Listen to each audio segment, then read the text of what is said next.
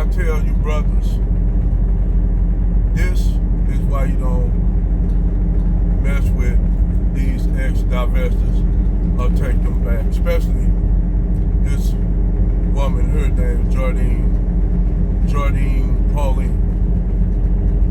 Now, she's a TikTok, a TikTok personality, and basically, she had a relationship with this guy named, young brother named Khalil, who's also a podcast streamer, okay?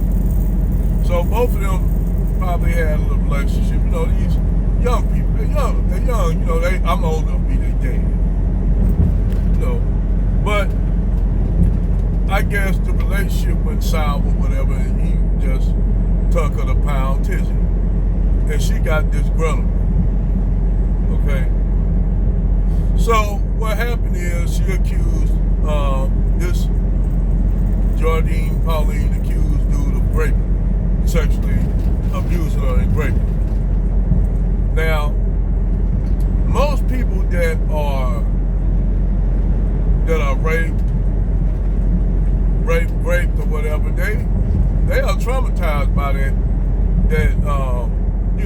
about that kind of shit happening to them.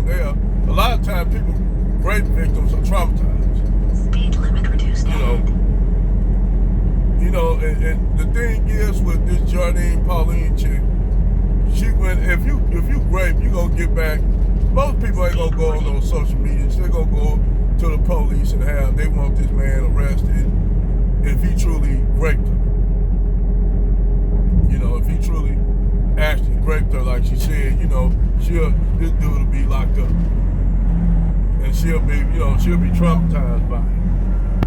But we all know a lot of these Keisha Lala, and she's a prime example of this shit. So after that shit ended, she went basically accusing that brother Khalil of rape. So she got on the podcast doing what she normally do with most. If you're a traumatized person, you ain't gonna be on I'm telling you, ain't gonna be on there talking about that shit like right away. But we all know just your body language tell otherwise. And the truth is, she got no pound cake. She got tucking the pound tizzy, and she thought she was gonna have something with that dude, and it didn't work out like that. Now, first thing she do, she get up there talking all this gibberish and shit about, crazy shit. Then she started talking about I don't date black men, blah blah blah. All this shit, disgusting shit. Which, me personally, you got a chick that got a ton of cake up on her face. Wigs and shit. Wigs out the wazoo. And basically saying that she don't even hang with black people and black women. Basically saying she don't fuck with black people in general. Black men or black women in general. So, she came up under a lot of fire, not from just black men, but from black women. So, I guess, she came back, did a video on what? Black History Month. Talking about she apologized, she didn't mean all the shit that she said, that she was at that time going through some things. And that's her way of venting, So, she did all that shit. It's just like the other shit, the chick from Sierra Leone talking about strapping herself with bombs and shit and going unaliving FBA black people. Shit like that. And people get online and say shit like that and then don't know that shit stay up there online for eternity. That shit gonna be online. It's just like I said with Love Jones. Your past, you can't cover that shit up. Even if you tried to go back and take all those divestment videos you was talking, and now you on this pro-black FBA shit. Because white men like I said, normally this what happen when they get through, when Brad get through running through them, then all of a sudden, and Brad don't make nothing solidified with them. All of a sudden now they back pro-black. So this is the same grift that this Jardine Pauline is trying to do. White men, she probably laid up with a few white men and they dogged out and said they don't want to have nothing. If they gonna go and get a woman with blonde hair, they're gonna get a woman with a real white woman with blonde hair. They can rub their fingers through her real hair instead of pulling off her wig, her lace front wig. But nevertheless, she said all this kind of shit, and now she's trying to walk it back, apologizing to the black people and shit, and like we supposed to take her seriously. And like I told people, this shit works like, the divestment women, this shit works like clockwork. They'll go over there and look for white men and get what they want. But then the white man, he have his way with her because white men know they can get, oh shoot, I can get me some free ass. I ain't getting it from Becky or Susan, so at least I can get it from Keisha. You know, but he don't really want to be with Keisha. He just use Keisha pretty much like the right-wing conservative, what's her name, Sarika Soul. They get Tucker the Pound Tizzy and try to do the reach back, and niggas ain't falling for it. Niggas like, nah, that's how I'm good. And that's what happened to Sarika Soul, and that's what happened to all these, AKA Miss Miracle. Yeah, we know that's your adult star name, Miss Miracle Santos or whatever the fuck, whatever she call herself. But then they try to do the comeback, and a lot of these brothers that's qualified black men say no, we good, we ain't fucking with you. They try to go for the men that they don't qualify for.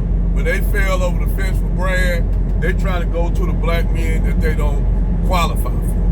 After getting the high body count, getting ran through, and people know who you are.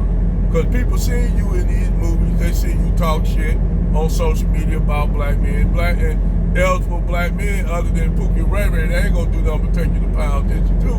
They don't really want you, so they know they ain't gonna mess with them. They want to go after the brothers that got themselves together, doing well.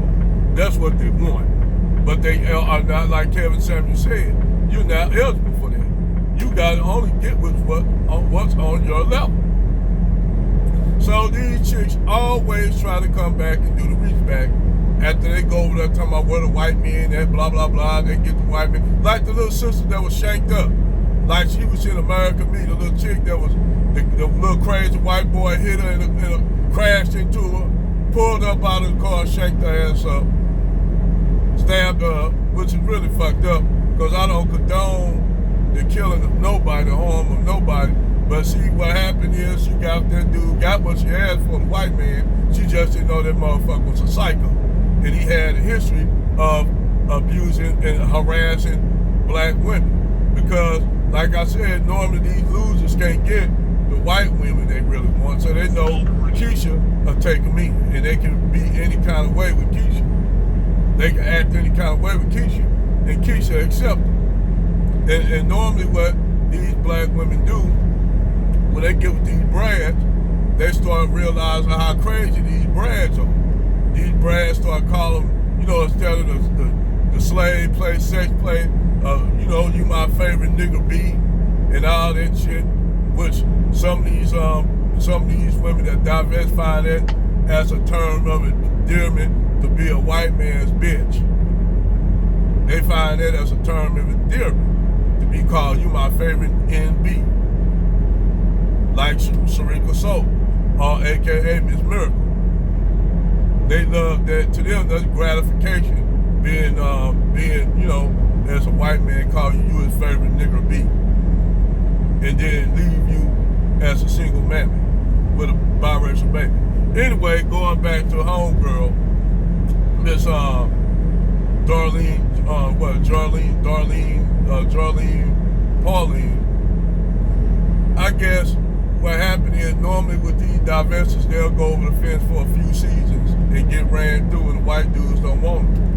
And then all of a sudden now they want to come back to black men. This like clockwork, work like clockwork. All you have to do is look at your watch. In a minute, minute now. Any minute now. Here they come. I love you, black men. I love black men, and I want you, and I desire you. All that shit, just apologizing and shit like that. Yeah, you can. We accept your apology, but we ain't getting with you. We ain't black men. That's why I tell black men, do not do the reach back with these Keishas. Not even ones that don't get off there like that. Do not do the reach back with these Keishas. Let them stay over the fence with Brad, or even with Pookie and Ray Ray. Let them stay over there.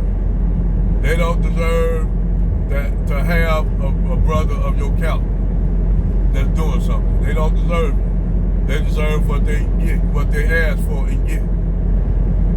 That's why it's imperative that black men don't do the reach back.